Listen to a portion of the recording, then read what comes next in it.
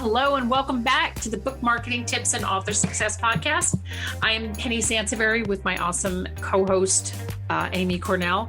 And I'm really excited. I say that at the start of every show, but I'm really excited about the show because I've seen a lot of, I've just seen a lot of content out there about, can I sell books outside of Amazon? And so we'll come back to that in a minute. But first, I just want to say I'm insanely excited about Book to Bestseller, which is up for pre-order. And we've got a whole bunch of promos. We're doing some pre-order promos. So if you're listening to this show and you want to get a copy of the book, please buy a copy of the book. Now starts the begging, right? I don't know if we've ever done a podcast where I've released a book at the same time. So I do beg for book sales. I'm not ashamed of that. But we're going to be doing a whole bunch of promos, and we're going to do basically a contest for prizes and things like that for the pre-order. And Amy's going to be brainstorming with me on that. And we'll put all the details in the show notes, which obviously we haven't refined. And it's also where there's going to be a lot going on. So it's a little bit too much to get into on a podcast. So the idea for this podcast, as I mentioned earlier, came to me because a lot of authors say, I really want to sell books on my own outside of Amazon. And being mindful of the fact that we're not talking about completely sidestepping Amazon, like pulling your book, doing something as drastic as pulling your book off of Amazon and just selling off of your website. That's not what we're talking about.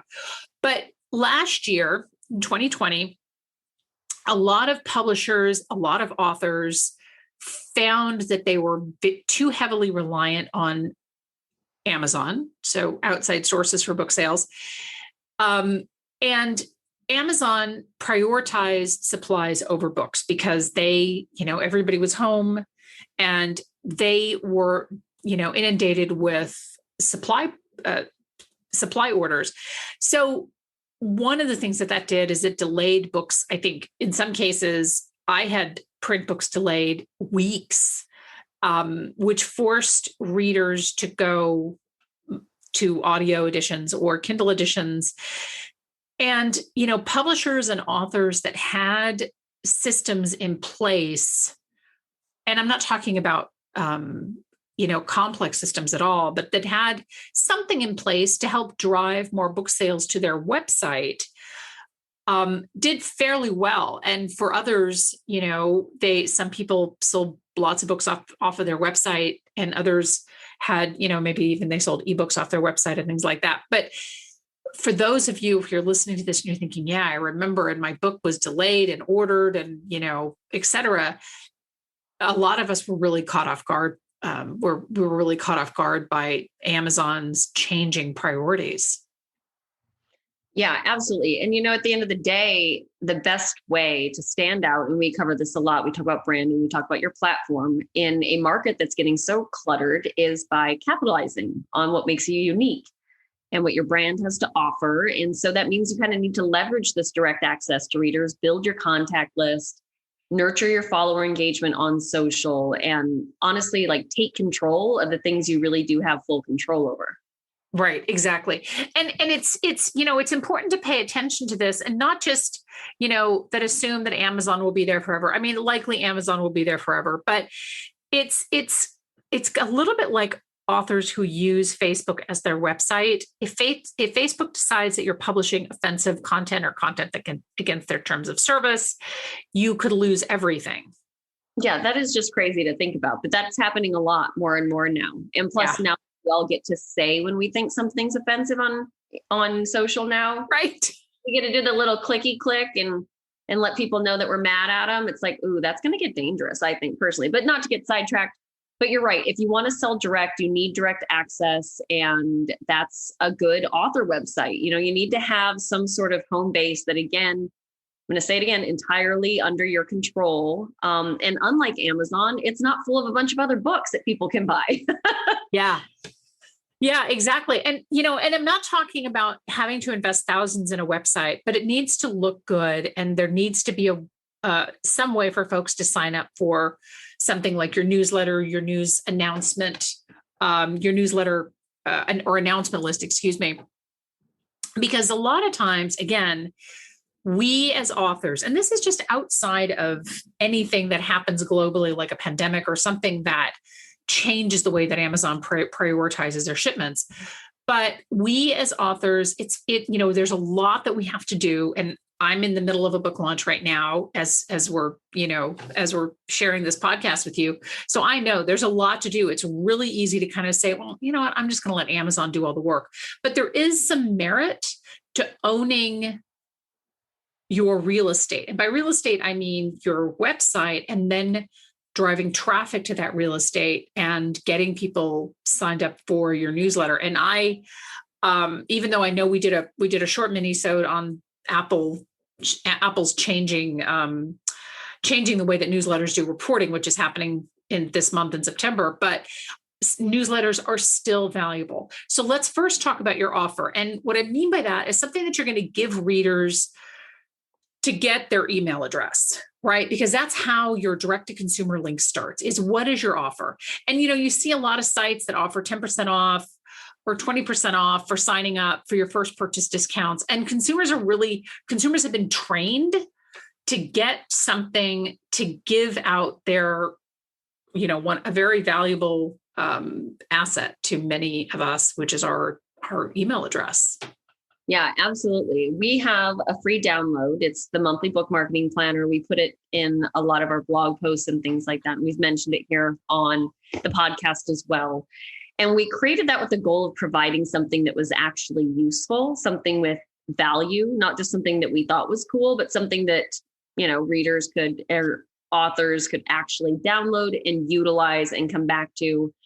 But some authors offer a free book, something from their backlist. I see that a lot, where somebody, their first book that they release, they include that, or a novella that they never planned on necessarily putting on Amazon, but they had all this extra content.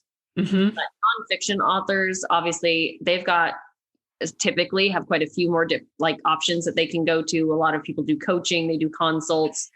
They can offer coupons as well if they have other services or products. But at the end of the day, we can't emphasize enough how important it is to make it worth something to your potential reader and follower. Because like you said, Penny, you're giving out your contact information. We all already get a lot of email. I mean, I'll be honest and say that when, like you mentioned, the discount for your first purchase, there's been times where I'm like, well, you know what? I'd rather not save 10% and not have them emailing me 20 times a day. Right. So honestly, it's even gotten to the point now where a 10% is not always worth, especially if it's a smaller ticket item, it's not always worth sharing my emailing, agreeing to receive all their promos, so there really is something to making it of value to the person on the receiving end.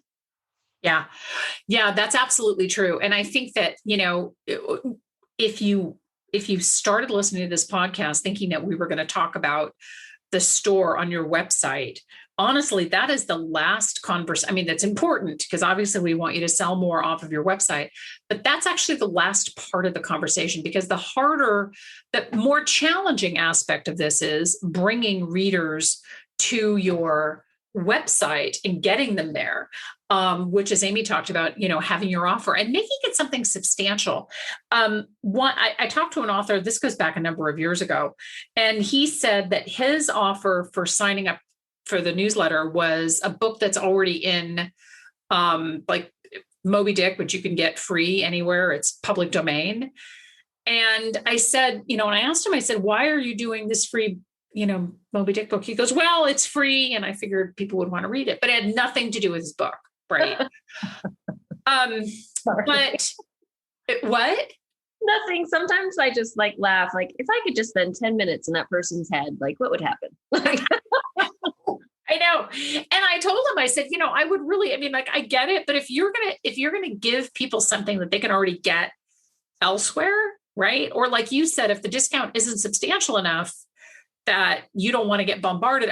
Look, we all love Old Navy, right? For stuff, but honestly, I think that I've had to opt out of their list because they'll fill your inbox. So you want to make sure that your offer is something that is solid. And you can also do joint incentives with other authors, maybe authors who have active lists, where if you want to, let's say, an author in the same genre who's willing to do a promo with you,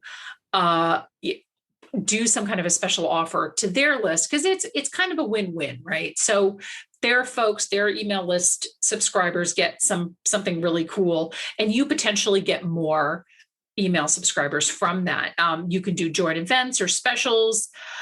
Cross promotion is a great way to build your audience, because that's what we're talking about. We're talking about building the audience, building that traffic to your website so that you can then, pull that audience into your newsletter and you can market to them. And I'm also such a huge fan of this too, is make sure that all your books have some way to contact you or get directly to your website. QR codes, which are super easy to create now. You could put a QR code in your book and, or some way to, incentivize them to sign up for your newsletter, right? So mention what your offer is in the back of your book. And one of the things that I like to do is I like to put a letter in the back of every book. Don't put it behind the author bio. In fact, don't put an author bio in your book at all. Leave that for the cover, the back cover, leave that for Amazon. Put a letter in the back of your book. Thank them for reading. Here's a QR code, or here's a special code, or here's my website address. Here's the special. Here's what we're giving you. Sign up to get your free. We have a book marketing planner, right? Something like that, so that you can get people from Amazon. Because that's the other question too. It's like people say, I've had authors many times say, "How can I get Amazon to share the names of the people who have bought my book there?" Mm-hmm. And that would be awesome if they did that, but they don't. One way to do that is to create put something in the back of your book right after the last page, if you have an index, before the index, and drive people to your website with, enabling you to remarket to them with some awesome discounts and specials. Yeah, I think that's a really good point. You have to keep driving people back to your home base. Again, harping on the place that you're fully in control of and the place where there's no other competition. That's your website. So also think about all the other places you exist online. So if you have a book trailer up somewhere, are you regularly posting about your incentive on social media on a regular basis? You mentioned previously the networking or cross promoting you're doing. Make sure that your incentive for connecting with you and engaging with you is always front and center, and make sure people know about it, because again, time is important. So just saying like, "Oh, and by the way, I have a website," it's like, that's not exciting anymore. But if you say, "By the way, I have a website and you can get this by signing up for my newsletter," or something like that, all of a sudden it's much more appealing. So you also have to remember you did something great, but also put your consumer shoes on and be realistic about what would actually get you to get involved with somebody else, and be really critical about that, and use that to drive kind of this brainstorming process about what you can do different or better to keep people coming your way. Right, exactly. And, Amy, you and I we've played around with many special offers on our website to build our newsletter list. And one thing that I want to add too is that you may have to play around with some of your special offers, because not all of them are going to be special, meaning that not all of them are going to resonate with your audience, like the Moby Dick guy, right? With his book. I'm like, no, we got to figure out something else. But the other thing that I'm a big fan of is taking advantage of key holidays or creating some of your own. Yeah. And that's so funny. I love this because we do something monthly. We try to give authors content ideas, and we use holidays and observances and things like that to try to spark some content ideas. And it's very similar, because if you want to become less reliant on Amazon, that means you need to find other avenues. Like, you can't just snub your nose at Amazon and expect all that good karma to sell books for you. It's right. like, no, you can't snub Amazon and then just sit there with your arms folded and wait for checks to come in. Like, you have to make up for that somehow.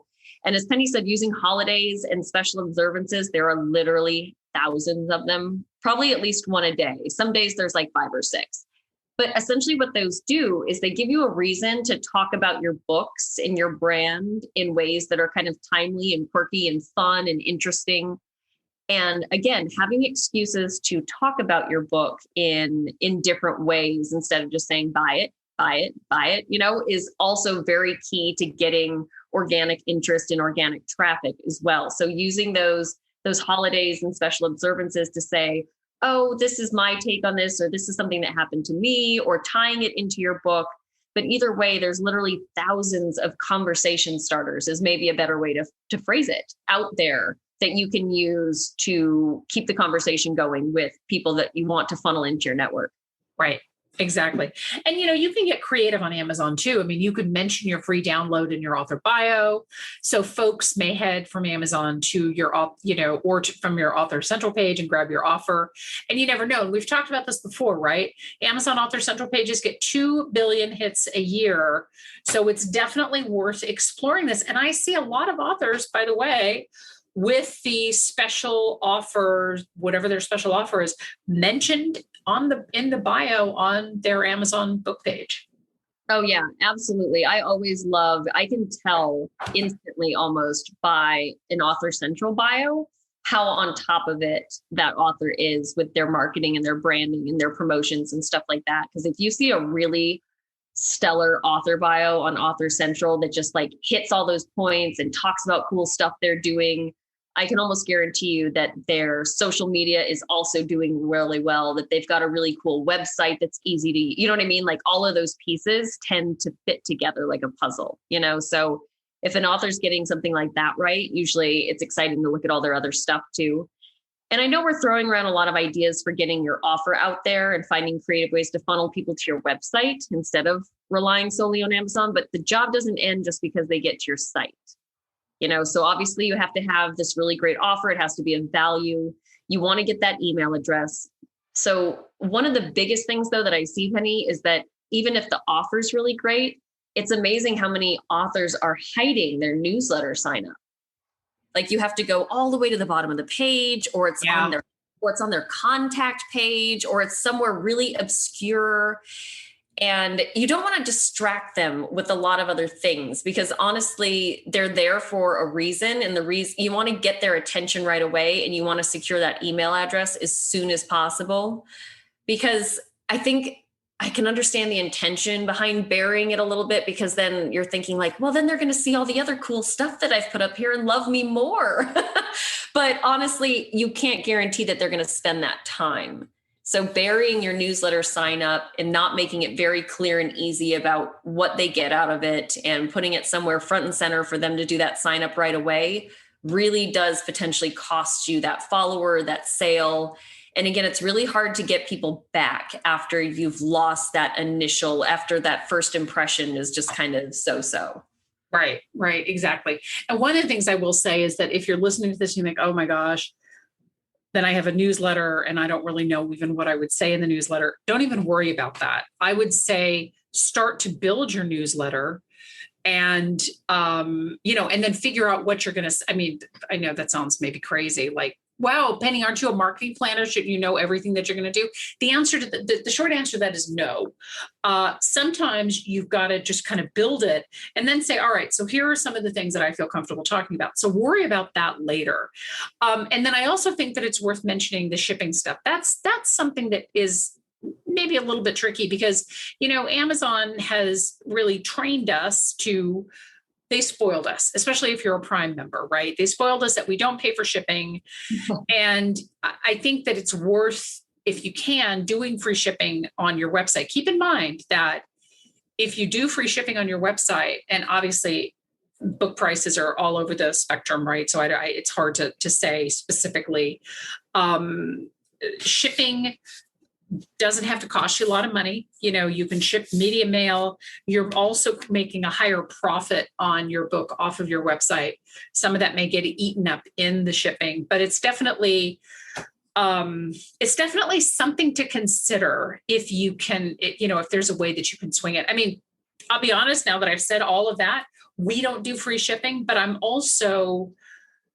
our focus isn't my focus and the team's focus isn't necessarily to drive tons of book sales to our website necessarily, because we use our email list a little bit differently. And it is, from the orders that I've gotten on my books, there's a very high margin of ebook readers.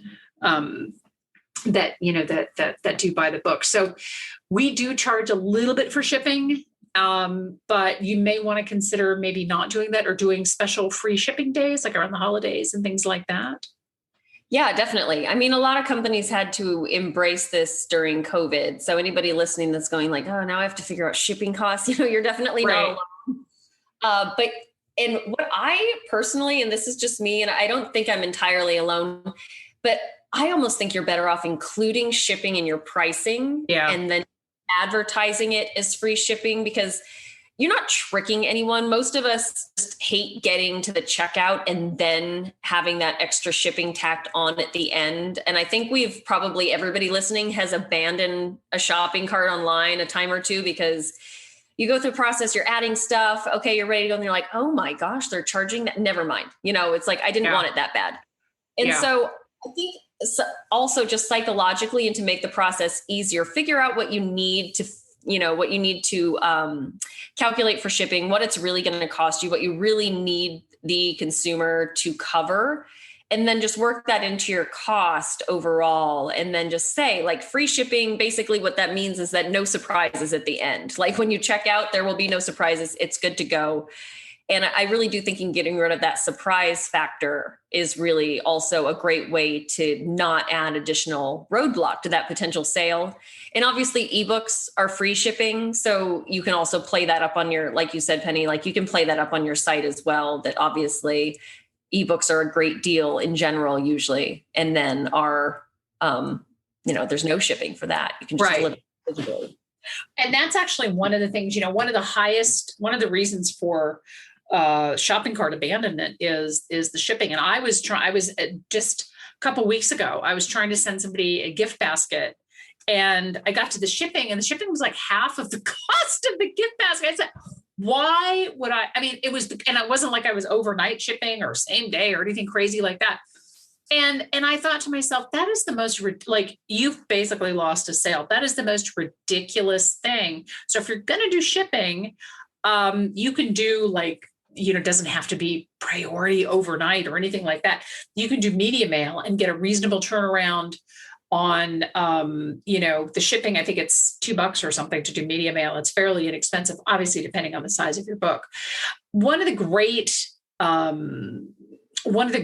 and benefits of selling direct to consumer is that you get their information, right? So part of the reason that I like selling from the website is to be able to personalize the book. And I, do this even for when we do Goodreads giveaways. I always do print books, even though, you can do ebooks and you don't have to do the shipping and it's so much easier. But I actually, now that because we ship books out for media and things like that. So we're kind of used to doing the shipping, but I always like to personalize the books and maybe include something special in there with them, like, the book marketing trading cards and things like that. So it's fun to have that connection also with your reader, as opposed to they get the book off of Amazon and there's nothing personalized or something in it.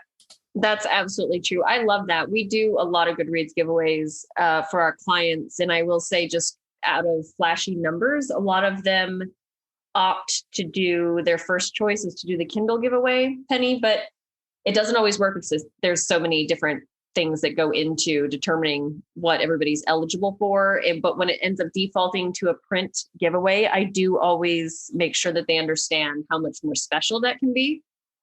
And honestly, on Goodreads and things like that, people love print. I will say we get way more responses for print giveaways than the Kindle ones overall as well. So don't underestimate, to your point, the power of a print book and really pushing that. Like, you might as well go for the gold in that regard, I think. And we've done a few episodes on capitalizing on pre-orders and pre-release. We've done more than a few, I think, at this point, in those first 30 days on Amazon and things like that. So while we're talking about pushing people to your website, always keep your website in mind when brainstorming your early marketing ideas as well. Early copies, something special for purchasing an early copy. And the promo doesn't have to be, really long, because I realize a lot of this starts getting overwhelming, keeping track of this stuff, especially if you're doing everything manually and you're doing everything on your own. promos can be short-lived. There's something really exciting about an urgency factor when promos don't last very long that really actually get people into gear. And you reduce the risk of somebody going like, oh, well, that sounds cool, but like, I'm just right now getting ready to get, the kids off to somewhere. So I'll try to remember to do this later. Because as most of you know, or at least for me, later doesn't usually happen. So there is something great about urgency and keeping things short and sweet and just making sure you get the word out. Again, that's where your newsletter comes in. But yeah, keep in mind early release copies and everything. You can do elements of that with your website as well. Yeah. And I think that the only downside of that for the pre-orders is that it's ideally, you want to drive pre-order sales to Amazon because it's always, that strong. So this is a little bit kind of fence straddling on this conversation. Having a strong launch on Amazon goes a long way to gaining and keeping your momentum there, right? But you could do, so we do, and we talked about at the intro of this particular podcast, we talked about the specials that we're going to do for the pre-order from Book to Bestseller. And we do that for every one of my books. We do a BOGO, a buy one, get one, or a buy one, give one. So they buy the book during pre-order on Amazon and then forward you the receipt to get their freebie. And that's something that we do and we've done very successfully, but it's also a great way to get their email address. So if you're reaching out to people on social media and you're thinking, all right, so I have this book coming out and I don't really know what I'm going to do. You put it out, put it out on social media and remind people that this 2-week window or 30-day window, whatever, here's this cool free gift that you get, forward the receipt to me and you'll start to build your email list. I mean, we've done this.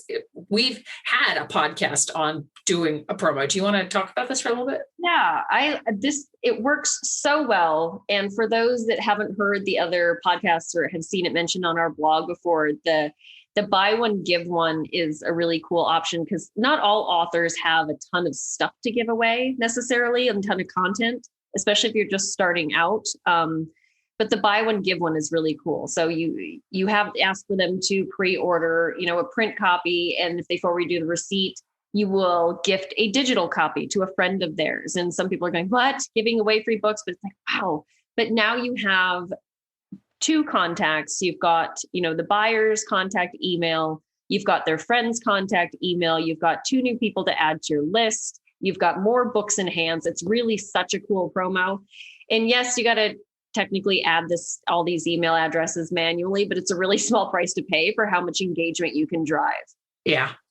Yeah, that's absolutely true. So just, your takeaways on this, I think should be, this isn't something that's going to happen overnight, but it's definitely worth, it's a great, get started with this because hopefully the tips in here will, give you a good Kickstarter for this, for trying to build your email newsletter list and selling more off of your website, because it's, it really is a great way to be able to reach your readers directly. And there's a lot of benefits to having that direct author reader connection, and readers especially love that. Thank you so much again for tuning in. Just a reminder, we love reviews. So please review wherever you listen to your podcasts. We love show feedback, show ideas, all of that. Send it our way. Thank you so much for tuning in. This is Penny Sansevieri and Amy Cornell, and this is the Book Marketing Tips and Author Success Podcast. Bye-bye.